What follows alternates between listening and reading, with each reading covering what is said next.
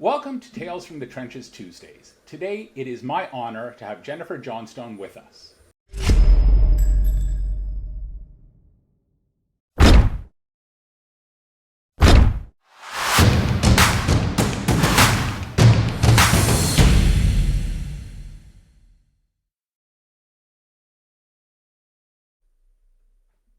So, a little bit about Jennifer. So Jennifer Johnstone is President and CEO of the Central City Foundation, an organization that's been working to improve the lives of people in need in Vancouver's inner city since 1907.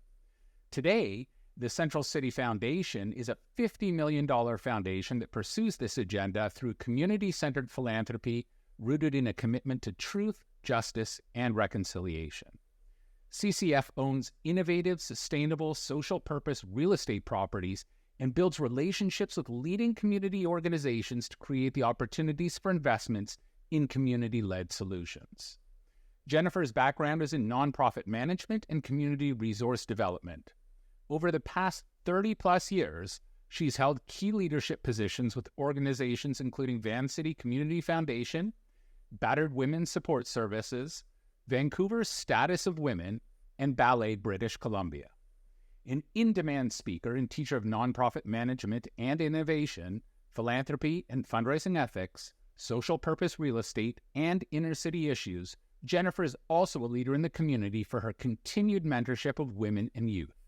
Jennifer has long served as a board member with several local organizations and is currently the chair of the Board of AFP Canada. So welcome, Jennifer. So, I've been in the fundraising world almost 30 years, and you've been for over 30, so we're kind of the same gen.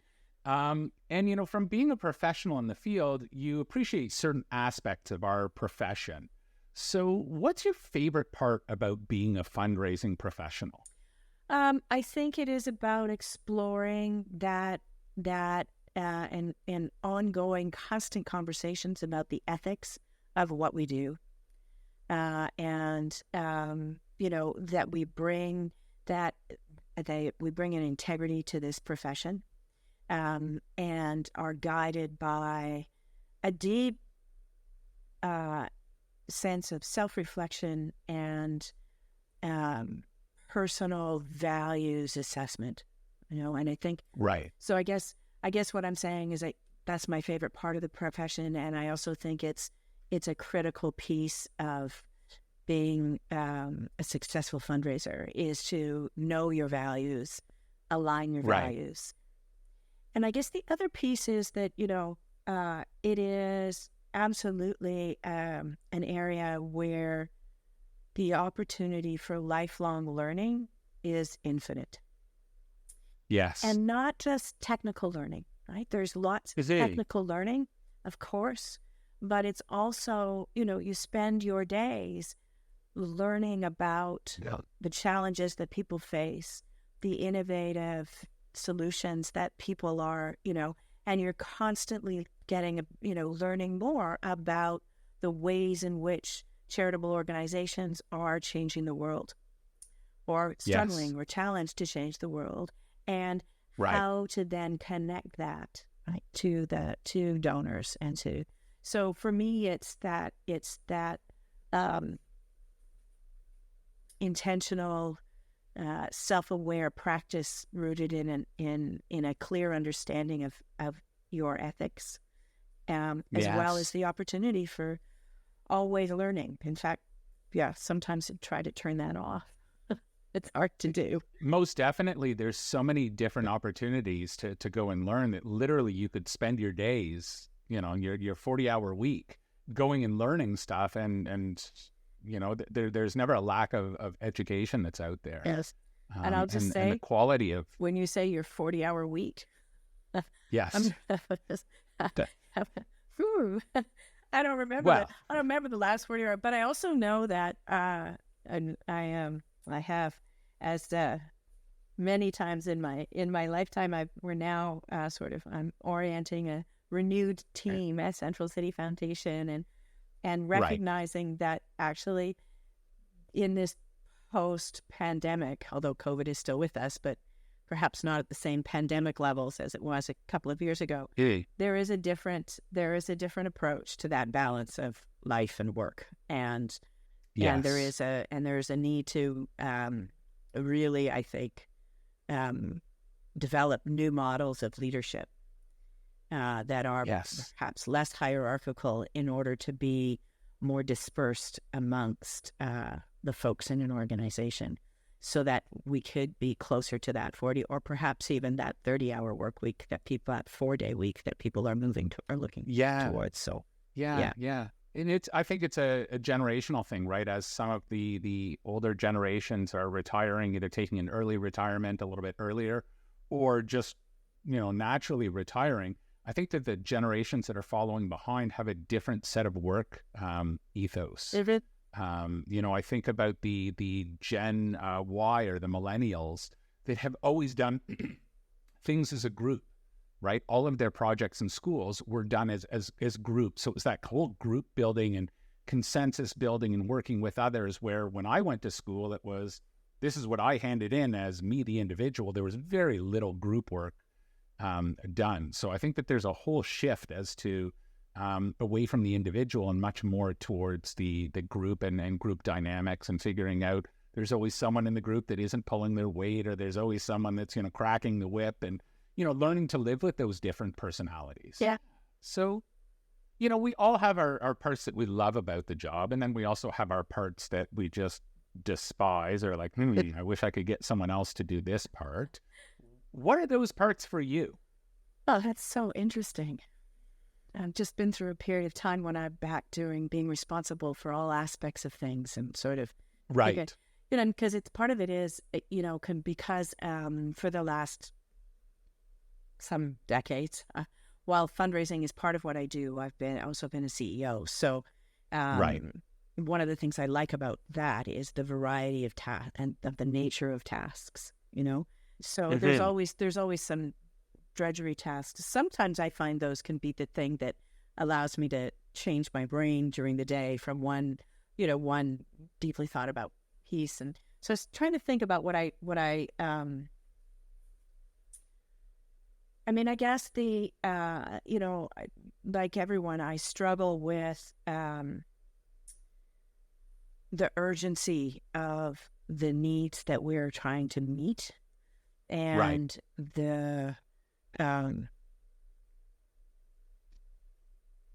and sort of the number of hours. I often say I need 48 hours today in this day. Right. So that pressure, the constant pressure as a fundraiser, the pressure never lets up. And, I've been lucky, I've been lucky that the opportunities, and I've been privileged that the opportunities have been presented to me in such a way that I haven't personally had too many experiences where I'm in a position where others are bringing great pressure around the dollars. Right. I also haven't worked in a large fundraising shop where everyone's got their lane and they've got their target and they've got to make their target, and it's this quarter or this year. And I think that, when I'm teaching ethics, I talk about, that our role as fundraisers it's not about the money, actually. And it's not just about any relationships. It's about, it's about helping people to realize their values and to be the best people that they can be, right? And when we're in organizations that recognize sort of that being the role of the fundraiser, their performance can be measured in dollars, but it should also be measured in relationships and in sort of ways to see how the mission is understood in the world, not just whether or not someone has made their quarterly dollar target. So I think that piece of it has often been the piece that I've struggled against the most, is that conflation of the value of a fundraiser and the dollars raised. We also do that to ourselves, right? Because, when such and such university just received another groundbreaking $20 million gift, and the fundraiser's like, look at me, look how great I am, right? That's just like, so, and I guess because of all of my work has been in fields of social justice for the most part. And I would argue even when I was at Ballet, British Columbia, because of working with artistic director John Elaine, we were still working on social justice there. It's not a field where we're going to get very often $20 million gifts. And so, you know, a good part of what a fundraiser is doing in this field is education and awareness raising, as well as raising money. So that may be why. I've often said money's a means to an end, not an end in and of itself, right? Course. So, you know, if you think about it like a hospital, no one wants to buy an MRI machine. Like, they could care less about that. They want to cure cancer. Or eradicate cancer, whatever it is. MRI is just a tool to help diagnose and to treat it. But no one really cares about the MRI. Or the millions of dollars it takes to buy the widget. For sure. They're investing much more in the solutions and the impact. It is. Yeah. So I've been a very proud member of AFP for well over 2 decades now. And, you know, you see that fundraising is slowly evolving. I think it kind of got thrown into the deep end pretty quickly during COVID. A lot of those organizations that were still doing stuff manually had to really learn that, hey, it's time to have a website presence. It's time to accept donations online. They had no choice. But as a whole profession, you know, it used to be that fundraising was kind of done off the side of someone's desk, whether they were the marketing folks or some other person. It was kind of something that was not really given the resources that it was due. And I think that that's certainly changing. But how do you think we're going to see fundraising as a profession in maybe 5 years or 10 years, or even kind of looking really fast forward, like multiple generations from now? Well, I mean, I think that, I think someone said to me today, the greatest challenge for the next generation actually is AI and climate change. And when I think about what that means for the profession, I certainly think that there will be tremendous disruptions as we see the implementation of AI, as we push back against some of the entrenched inequities that are built into the tools of artificial intelligence. I think that whole issue, the issue of in AFP, we talk about idea, inclusion, diversity, equity, and access, and in the outcome of which for me is to create places of belonging where people can show up and be valued for who they are, both their lived and their learned experience. And so I think that we have seen some changes, and there's many more to come in that regard.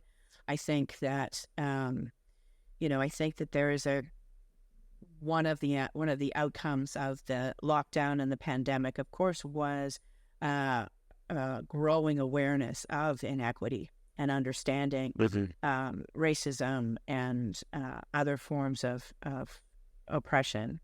And so that's sort of making its way through our profession as well. And we're seeing folks self-organize in order to make change.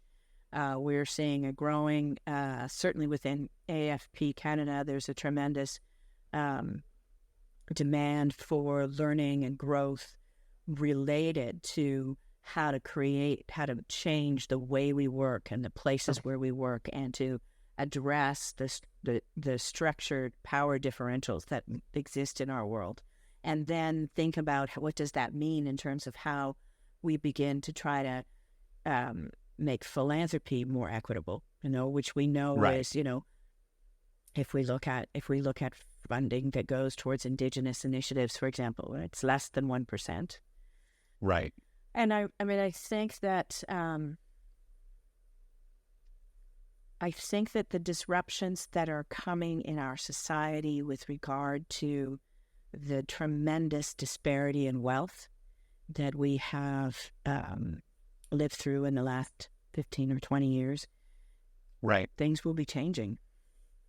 We're seeing things change. And as those things change, the fundraising profession will be challenged to meet those changes, to continue to mobilize resources, so that charitable organizations, and I mean, even, we're deepening our understanding of what charitable means, right? And it has that, we're in a place where it's much more many more folks are looking at it as a reciprocal relationship in our community.